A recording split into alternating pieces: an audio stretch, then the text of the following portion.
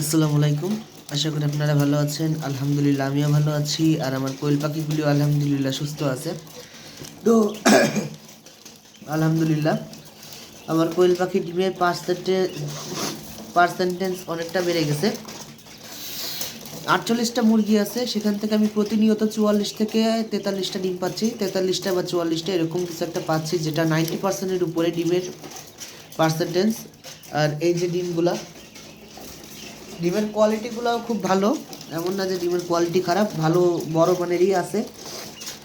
আর এই ডিমগুলো আমি বসাবো, মানে ইনকিউবেটরে দিব। ইনকিউবেটরে দেওয়ার পর এখান থেকে যে বাচ্চাগুলো বের হবে, যদি আল্লাহ চায়, তো আমি ওইগুলো আর কি পালবো, পেলে ডিমের জন্য বড় করব। আর যদি আপনাদের কারোর বাচ্চা লাগে, জিরো বাচ্চা বা কোয়েল পাখি লাগে, তাহলে সরি আমি একটু অসুস্থ, ঠান্ডা লাগছে তো। যদি কারো জিরো বাচ্চা লাগে তাহলে, বা জিরো বাচ্চা বা বড় কোয়েল পাখি লাগে, তাহলে ইনবক্স বলতে ডিসক্রিপশন বক্সে আমার নাম্বার দেওয়া থাকবে, ওইখান থেকে একটু কালেক্ট করে নেবেন আর হোয়াটসঅ্যাপে অ্যাড করে নেবেন কাইন্ডলি। আর যদি ইনকিউবেটর লাগে, সেই ক্ষেত্রেও আপনি আমাকে নক করতে পারেন হোয়াটসঅ্যাপে, ডিসক্রিপশন বক্সে নাম্বার দেওয়া থাকবে। আর এদেরকে এখন আমি ওই একমি যে এক ফর্মুলাটা আছে ওইটা খাইতে দিতেছি, ওষুধটা পানির সাথে প্রতিদিন মিশিয়ে দেই। আর আলাদাভাবে একটু জিঙ্ক দেই। আর জিঙ্ক বেশি একটা দেই না, তারপরেও এরা তেমন একটা ঠুকরাঠুকরি করে না। অনেকে বলেন যে জিঙ্ক দিলে নাকি ঠুকরাঠুকরি বন্ধ হয়, এরকম কিছু না। আমি জিঙ্ক দেই না, তারপরেও এরা কখনো ঠুকরাঠুকরি করে নাই, যখন ছোটো থেকে বড় হয়েছে তখন।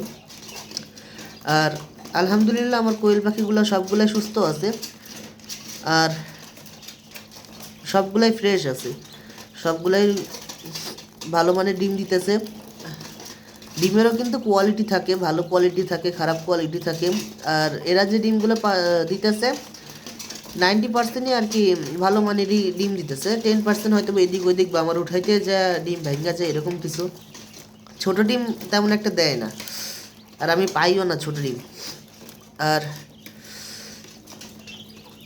অনেকে হচ্ছে কোয়েল পাখিকে ইসেল খাওয়ান, আপনারা ইসেলও খাওয়াইতে পারেন, ওইটাও কাজে দেয় ডিম দেওয়ার ক্ষেত্রে। এছাড়া ইসেল তো মূলত ডিমের জন্য না। ইসেল হচ্ছে যখন ডিম পারে তখন পিচ্ছিল এক ধরনের পদার্থ প্রয়োজন হয় ডিম পাড়ার জন্য, সেটা আর কি বৃদ্ধি করে, যার ফলে আর কি কোয়েল পাখি স্বাচ্ছন্দ্যে ডিম পাড়তে পারে আর তাড়াতাড়ি ডিমে আসে। আর কোয়েল পাখি ডিমে আসাটা হচ্ছে সম্পূর্ণটা ডিপেন্ড করে আপনি তাকে কীভাবে খাইতে দিচ্ছেন, কেমনভাবে খাইতে দিতেছেন এবং কী ম্যানেজমেন্ট দিতেছেন সেটার উপর। আমি 44 দিনে যে ডিম পাইছিলাম প্রথম ডিম, তারপর আজকে 58 দিন বা 59 দিন, আমার খেয়াল নেই, 59তম দিন এখন। আলহামদুলিল্লাহ পার্সেন্টেজ খুবই ভালো ডিমের। আর এখানে মোরগ আছে প্রায় 13টার মতো, 12টা বা 13টা মোরগ আছে। মোরগ বলতে পুরুষ পাখি, যেহেতু আমি ডিমগুলো বসাবো তাই মোরগগুলো রাখা খুবই জরুরি। আর আমার ডিমগুলো যা দেখেন সব ওই যে ওইটার ভিতর যা পারে আমি ওইটার ভিতর থেকে ডিম দিই, সব ডিম ওইটার ভিতরেই পারে। আর যদি কারো কিছু জানার থাকে তাহলে কমেন্ট করে জানাবেন, আর আমার জন্য দোয়া করবেন।